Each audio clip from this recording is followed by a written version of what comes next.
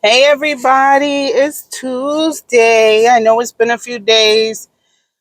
Just trying to recover from the flooding I had, not this past Sunday, last Sunday. So coming home after work, doing little by little. But how y'all doing? Mental health check-in. I'm okay. I'm not fantastic like I would like to be, but I ain't bad either. There's some annoyances going on, but I'm not letting it affect me. And I always have a contingency plan because my brain doesn't shut off. Like my car. I know better. You never buy the first model car that comes out, right? But I'm a car girl. So I bought the first model, even though it was used. It had all the stuff I wanted, and the price was not the best, but they don't make a lot of these. So I bought the first one, the first generation, let's just say that. So I have some annoyances with this front camera. That's what's beeping right now, that keeps faulting for God knows what reason, and just taking it into a dealer and having to deal with them. It should be covered under warranty. I have bumper to bumper. But it's just annoying. And I, because I'm a car girl, I follow the Mach E forum, and a lot of people are having the same problem. So this started, my car gets over the air updates and like a cell phone. And I wasn't having this problem until the last over the air update that happened in March, and it started happening. So I think it's a software issue because I didn't really do anything for me to damage the camera or anything. I didn't tinker with it or anything. So I think it has something to do with the software, and I'm just hoping that the dealer plugging it up to the Ford system will automatically give it whatever software tweaking it requires. But it's just annoying to have to bring it in and deal with the dealer, and then having this thing beep every 2 miles. But anyway, little annoyances, no biggie. I can't use my adaptive cruise control when the front camera is in this state of fault. But this is my A and B car. I get to work with it. It's not the family car. So, little life annoyances. Anyhow,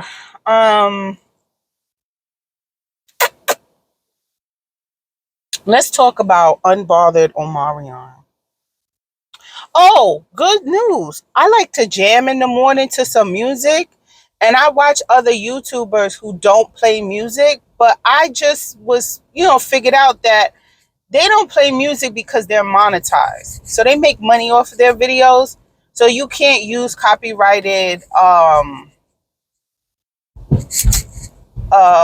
material when you're making money. But I don't make money on my YouTube. So you hear this? Blink, blink, blink. Just nothing happened. It's annoying.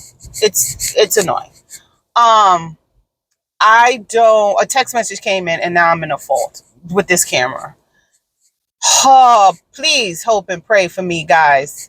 If you believe in a higher power, pray for me. If you don't, speak to the earths and the trees and the universe that this is an easy fix, because I'm tired of adulting. I'm exhausted. I need an easy thing, an easy win. My poor husband, on his way to work, hit something or punctured something, totally destroyed a tire. Um, Having to change it on the side of the highway with a scissor jack that comes with the car that wasn't. Well, the car was crushing the shit. Him running in coach loafers to try to get another jack. Oh Lord, it was crazy. It was crazy. $320 for that damn tire. And I don't like to mix brands, so I wanted the same tire that came with the car. We've only had the car since July, right? Not even a year yet. What, 10 months? Um, so anywho, brand new car. So I wanted the same goddamn tire. I know I didn't want to mix tires. But anywho, so I'm all about the balance, right? So sometimes you got to give and take. The universe is about balance, so you got to give some to get some. So hopefully this was our give, which is a pretty big give. to get some positivity happening. But anywho, let's talk about Omarion. He's a singer, B2K, whatever. He did a interview that really, got my mental juices flowing, because I'm not an advocate for this unless it works for you. I'm not pushing this lifestyle on anybody, but I think it's a lifestyle that should be explored by many. So Shannon Sharp asked him what his ideal woman looks like, and he explained what his ideal woman looks like, and he was using the pronouns she and her. And he said if she equals multiple women, that whoever is with him, or whomever is going to be with him, he does not see himself being with only one woman. He sees himself being with multiple women, and not just for sex, like whole relationships. And I was like, kudos to you, because Omarion seems to be unbothered. He had beef with his baby mama, but he seemed to take the high road in all of that. He has 2 kids. I think they were married. But anywho, 2 kids with the same woman, April Jones, who's dating the Frozen Lady's ex-husband. Oh my God. Oh my God. Brown Sugar. What's his name? Jesus. Him. And Dina Menzel's ex-husband. I don't know why I remember her name, but not Tay Diggs. Jeez. My brain. Tired. It's only Tuesday. I'm tired. Anyway, she's dating Tay Diggs. They're really cute together. They seem to have fun. But anywho, and I was like, you know what? Kudos to you, because Omarion, because a lot of times people get in relationships with people and give them what they want, knowing good well that's not what you want. And if you are open and honest in the beginning, I think you'll realize a lot more people, especially women, are down for what you selling. Like, just to spill a little bit of my tea, when I was dating, there was a man, early 20s, who told me he was in a long-term relationship with a woman. They were high school sweethearts. I know, middle school sweethearts. So he was 20 and they've been together 10 years, right? They didn't have no children together, none of that. They live separately, still live with their parents. But he flat out told me he was in an open relationship with her. He told me that. He told me he was in an open relationship with her. They're not gonna, she was seeing other people. He was seeing other people. They were okay with that. They come together. They have fun. He wasn't looking for nothing too serious, because he's only 20. I think I was 20 or 19 at the time. She wasn't either. But, they've been together since they were 10. They love each other. And I was like, okay. At first, I didn't believe him.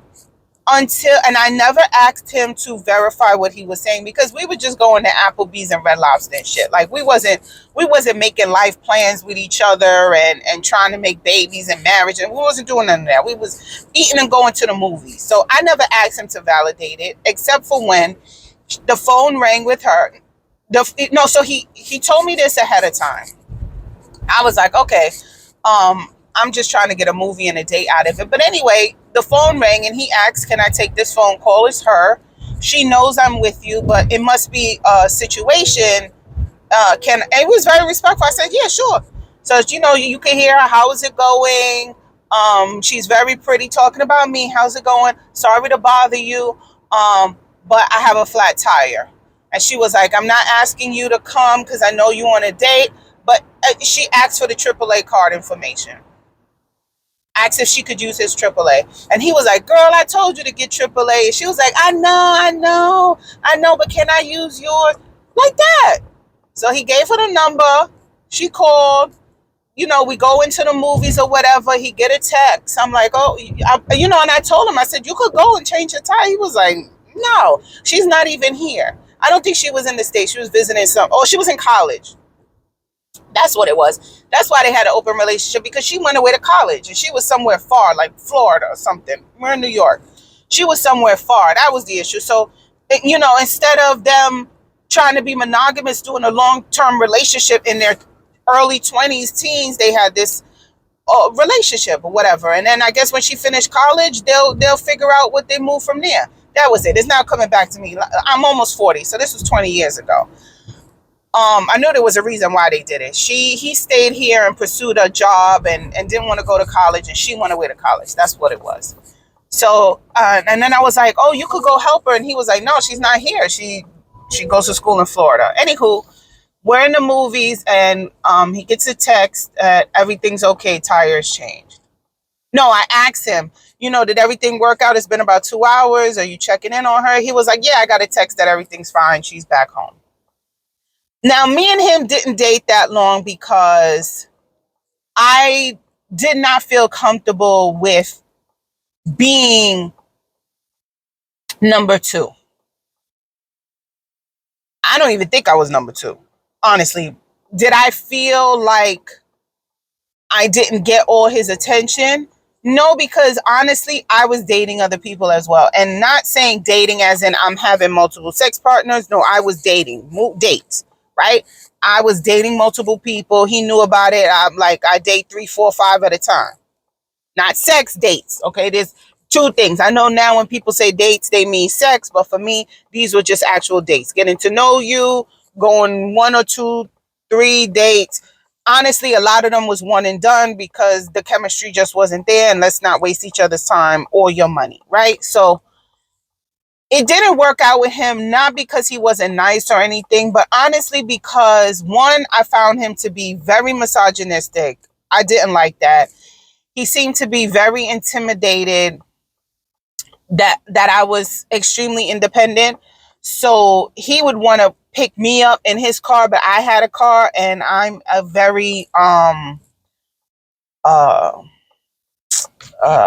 I'm very concerned about my safety, especially with men and being alone. So I would just say, no, I'll meet you there. He was very much like women, very masculine. I pick you up, I pay for your meal, I order for you, which I think he believed was chivalrous, but for me, it was a big turnoff. So me and him didn't last that long because one, I didn't want to be number two. I'm the only child, and I'm extremely selfish. So if I wasn't the main chick, I don't think I would be okay with that at all. And then two, like he was very threatened. I had a job, I had a car, I had a very nice car. I had a stick shift bullet fast. Okay. I was into cars. I was part of a car club. I hung out with guys. He, very intimidated by my male friends and didn't understand that I could have relationships with males that I've never been intimate with. But, so anyway, I wasn't trying to change him. That's my one thing. Like, I'm not in the business of changing your mindset at all. If I explain my situation and where I stand and you explain yours, if we don't find a common ground, I'm not here to change. I could just go. But anyway, that's why we didn't work. And it wasn't the fact that he had somebody else. I just didn't want to be number two. I think if I was number one and there was some after me, I might have been okay with it. But would I have really established a lifestyle with him alone if if he was of the mindset that I could have multiple women, but you can't have multiple men? No, no. If you're going to have multiple women, I'm going to have multiple men. But a lot of men aren't like that. They want to have the multiple women, and you don't have the multiple men. The ones who choose that lifestyle. Now, I didn't watch the whole interview because I'm busy. I just, follow the clips. And I don't know if Shannon Sharp asked him if the women could date other people, but I did commend Omarion for publicly speaking about this lifestyle because I think a lot more people won't get cheated on if they just start the relationships honest. Because if you are saying to a potential woman that I do not only see myself with you, I'm going to have a sexual, physical, emotional relationship with other women, run it past you. If it's okay with you, we will continue with this relationship. If not, I'll back out, and I understand. You can't cheat on her if you're open and honest.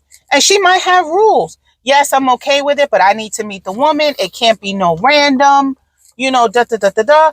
And if those rules are respected, then nobody can get cheated on. And I think it will save a lot of people from being heartbroken because honestly, I believe, and I've spoken to quite a few women on blogs and comments on social media, that the worst thing about cheating is the lying. It's not even the sex act. It's the lying and the sneaking and the when we confront you, you make us seem like we're crazy and being unreasonable and lambasting us for going through your phone, and all the while you're doing it. That's the worst part. That is the worst part, because that's emotional. That deals with the brain, and women, as much as we don't want to realize it, we're emotional people. We're emotional. Um I believe if my husband was to cheat on me, if my husband was to cheat on me and came right home and said something to me, that wouldn't be a breakup for us. It wouldn't, because people are flawed and we're human, and it's not natural to just be with one person, because if that was the case, then we'd only be able to be with one person. Our society, morality, religion deems it necessary for us to be with one person, and because we're so tied up in our government, making children and keeping a lineage with one person is easier to document. You know what I'm saying? Like, your family tree is going to be very complicated if grandma had 7 kids by 7 different men. That's a really big family tree. But if grandma had 7 kids with one man, that's easier to document and understand, right? Because now that one woman has given a child to 7 different families who have cousins, who have this and da da da da da da da. And then you're close to having a relationship with your fourth cousin once removed by accident, especially if y'all live in the same town. And most people date and procreate with people in their immediate vicinity. Vicinity, vicinity, right? So yeah, I think that's honest. Now, do I think he should go and have children with all these people? No, and it seems like I don't think that's what he's gonna do, because he only has the 2 kids with April, and I don't think he's gonna have any more. But having a relationship, physical or otherwise, with multiple women, and they know about it, and everybody's respected, and they're fine. But do I think he's talking about going out there and doing a Nick Cannon? No. No, what I think Nick Cannon is doing is just making a bunch of broken homes with a lot of kids who are going to feel abandonment and daddy issues. And yeah, let's just see how that plays out. I mean, Howard Stern told him to list his kids, and the only non uh, ethnically ambiguous baby mama's kid, the only black one that he has, who's and she's so blackety blackety black. Her mama's black, her daddy's black, her name is black. And what I mean by her name is black, her name is Onyx. So the blackety black one, he forgot to name. He forgot to name Onyx Ice Cold. Right? I think that's her name. And Howard Stern was like, "You forgot Onyx Ice Cold," and he forgot the black one. Lord have mercy. So yeah, so now they put up these subliminal messages and da da da da da, and everybody might seem to be cool. Ain't nobody taking him for child support, but it gotta sting. It gotta sting. No, it's not gonna cripple you or demoralize you, but it gotta be like, you ever get a cramp in your side and just a quick 1-2 second pain. That's how it feels. You can't tell me no different. You know how I know it stings? They be putting up these posts like, it's just me and my daughter got me, and that's all she needs, and we gonna be okay. If you right, we gonna be okay, you hurting. You hurting. I really wish they would just come out and say, you hurt me, but people don't do that. You'll never see me cry.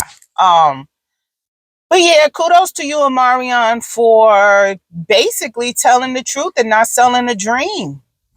You know, couple less broken hearts out there in Hollywood. You're not selling dreams to. You know, I want to reach that zen that you on, brother. And I know that came with a lot of work because according to your ex bandmate, y'all went through a lot. So, you know, good for you keeping that level of zen and that level of cool and being unbothered, because your skin looks good, your hair looks good, your body looks good, because all that stress makes you look old and ugly and ramp up the cortisol, so you have fat in your midsection. And when you stress out over shit, you're only hurting yourself. That's facts. You know, I'm trying to help my mother. And I tell her, like, she used to call me, "You're very lackadaisical with stuff." You said, and I'm like, "No, I'm not.